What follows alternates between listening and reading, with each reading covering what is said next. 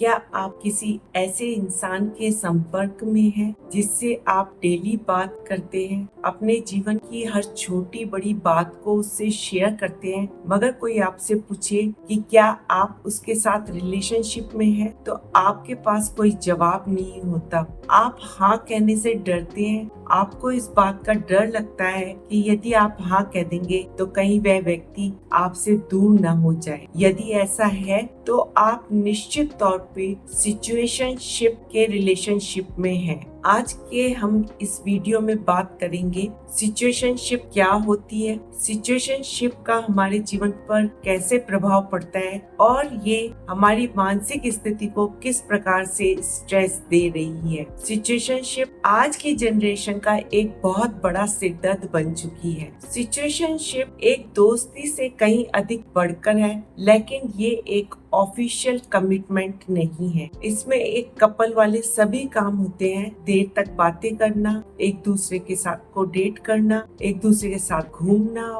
फिरना, लेकिन केवल नहीं होता तो वो है एक कमिटमेंट। जिम्मेदारी का एहसास नहीं होता। हम जो भी हैं, जैसे भी हैं, अच्छे हैं, एक रिश्ते को नाम देना जरूरी तो नहीं, ये बातें इसकी आधारशिला होती है। यानी बजे तो पूरे चाहिए लेकिन जिम्मेदारी कोई नहीं उठाना चाहता। इसे कहते हैं सिचुएशनशिप। शुरुआत में सब कूल लगता है, आसान लगता है, लेकिन धीरे धीरे मानसिक स्ट्रेस बढ़ता चला जाता है। मानसिक स्ट्रेस बढ़ने के 3 मुख्य कारण हैं। पहला कारण है लगातार रहने वाली एंजाइटी। जब रिश्ते को कोई ऑफिशियल नाम नहीं दिया गया है तो इस बात का डर सदैव लगा रहता है कि कहीं मेरा पार्टनर मुझे छोड़ करके नहीं चला जाए। दूसरा, इमोशनल रोलर कोस्टर, अर्थात बार बार ये सोचना कि हमारे इस रिश्ते का भविष्य क्या होगा, क्या ये रिश्ता अंतिम चरण तक पहुंचेगा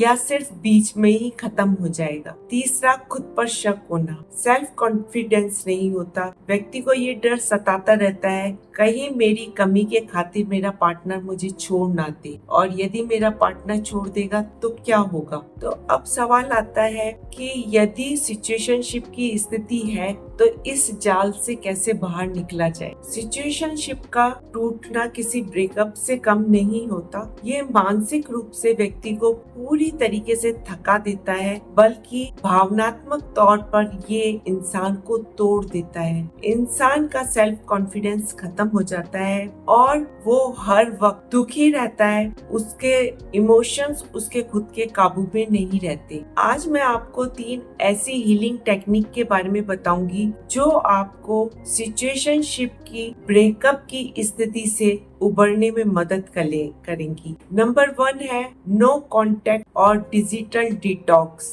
हीलिंग की पहली शर्त है दूरी। जब तक आप डिजिटल वीडियोस देखते रहेंगे, रील्स देखते रहेंगे, तब तक निश्चित रूप से आपके जो घाव हैं वो हरे रहेंगे और आपको दुख देते रहेंगे। इसलिए यदि आप हीलिंग करना चाहते हैं तो सोशल मीडिया से और पुरानी वीडियोस, रिकॉर्डिंग्स, रील्स और मैसेजेस से पूर्ण रूप से दूरी बना लीजिए। नंबर 2 है general writing and unsent letters. आप सिचुएशनशिप में हमेशा महसूस करते हैं कि निराशा है, कुछ बातें अधूरी रह गई हैं और ये अधूरे अनकहे वाक्य आपको तंग करते हैं। आप सिचुएशनशिप को पूरा करिए। एक डायरी और पेन लीजिए। जो कुछ भी बातें अनकही रह गई हैं, अनसुलझी रह गई हैं, उन सबको डायरी पर लिख दीजिए। उसके बाद उन पन्नों को फाड़ दीजिए और फाड़ करके जला दीजिए। इसे कैथारसिस कहते हैं और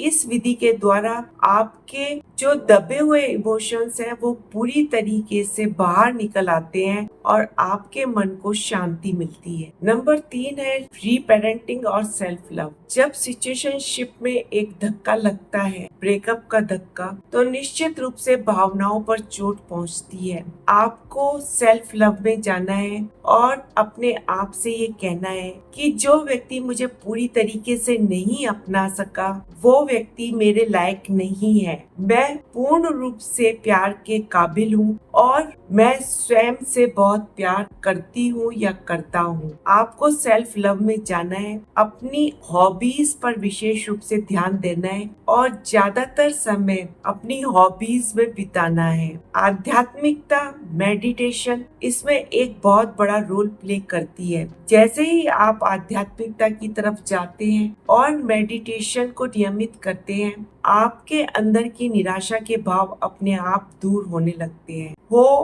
पोनो पोनो प्रेयर भी इसमें एक बहुत बड़ा रोल अदा करती है। यह एक ऐसी प्रेयर है जिसमें 4 सेंटेंस को बार बार बोला जाता है। I am sorry, please forgive me, thank you, I love you. In sentence को आप लगभग 10 से 15 मिनट तक बोलिए। आप देखेंगे कि आपके हृदय का दर्द धीरे धीरे कम होता चला जा रहा है और आपके इमोशंस ऑटोमेटिकली ही आपके कंट्रोल में आते जा रहे हैं। आपकी मानसिक नकारात्मकता धीरे धीरे अपने आप ही विलुप्त हो जाती है। यह प्रेयर आपको न केवल शारीरिक रूप से, मानसिक रूप से और भावनात्मक रूप से भी मजबूत बनाती है। ये हीलिंग के कुछ ऐसे तरीके हैं जो आपको सिचुएशनशिप के ब्रेकअप से उबरने में मदद करते हैं। ध्यान रखिए, हीलिंग में समय लगता है। किसी ऐसे इंसान के लिए रोना धोना बंद कर दीजिए जो आपको चाहता ही नहीं था और जिसके लिए आप एक ऑप्शन थे। आपकी जिंदगी बहुत खूबसूरत है। आप नियमित रूप से हीलिंग करेंगे तो जल्दी ही इस दर्द से उबर जाएंगे। यदि आपको वीडियो पसंद आया है तो कमेंट बॉक्स में लिखिए आई एम हीलिंग और वीडियो को लाइक करें, सब्सक्राइब करें और अपने प्रियजनों को शेयर करें। Thank you.